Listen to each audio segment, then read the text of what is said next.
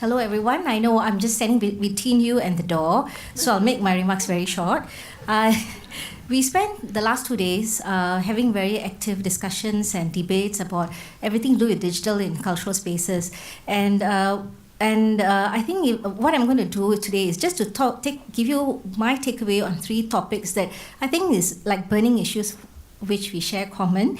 And I think this is something that the last panel discussed as well. So the first point that I observed personally was that the digital is definitely here to stay. We have to embrace it, live with it, or we'll be left behind and we'll become redundant. So I think that's something that as cultural institutions we have to live with.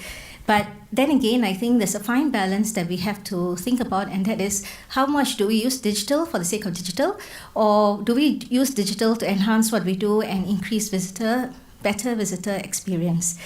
Point number 2 is, I'm sounding like my former chairman who has only 3 points. Okay, my second point is, I think this is something we debated just now as well. Will the real object and authentic experience be replaced by the digital? Okay, I'm a born optimist. I don't think it will ever happen because like what Karthigesu was talking about, you can never replace that authentic experience. The sense of awe, when you go to, let's say, Angkor Wat or Borobudur or the pyramids, the sense of space, the sense of awe and the thought behind how did these people build such beautiful monuments, such massive monuments with no modern machinery? I think these are things you can never find in the digital world, no matter how much you do about 3D printing or whatever scanners you use. I think that's something that's a personal experience that you have with the object or the monument that you are with. And since Rosie was talking about live docents, I just want to share very quickly that personally, this was an observation made by somebody who deals with robotics. They actually tried to introduce what they call a docent robot docent, and it's got funny names. I think it's called Fury, something like that. And he was sharing with us it's been very difficult to penetrate the Asian market.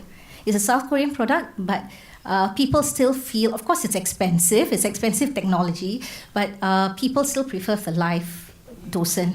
So, Rosie, there's still a lot of rosy future for you.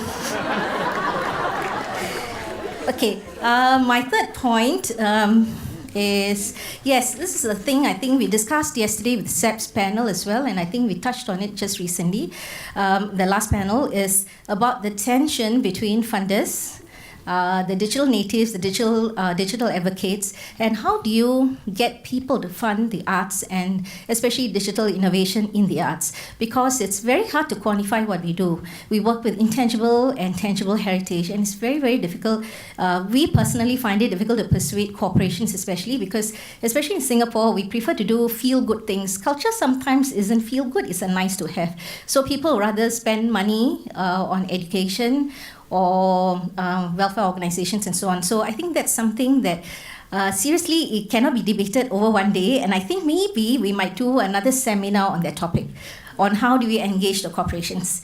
Okay, finally, I would just like to end with my thanks to a few people. It's not a laundry list, I promise you. Okay, first of all, I want to thank my boss, Mrs. Rosa Daniel, for supporting the Culture Academy in what we are doing. And then I would also like to thank our collaborators, the University of Melbourne, and our partners from our sister agencies from NCCY.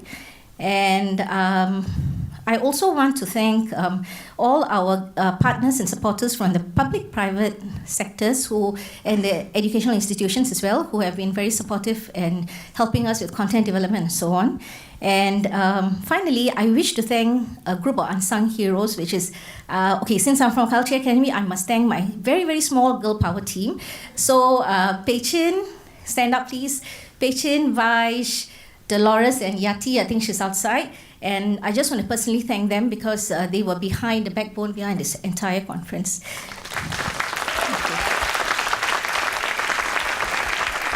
Okay, this is really, really my final thanks, and it's to all of you. You were such a wonderful group of participants, and I'm so glad because somebody told me that usually after the second day, after lunch, after tea, nobody remains. So I'm glad that we are still 3/4 full. So please give yourselves a big applause for being such supportive, such exciting, enthusiastic audiences. And I end off today by wishing all of you not Merry Christmas, but also his greetings, and a very happy, healthy 2017. Thank you very much. Thank you very much, Ms. Karthigesu, Director of Culture Academy.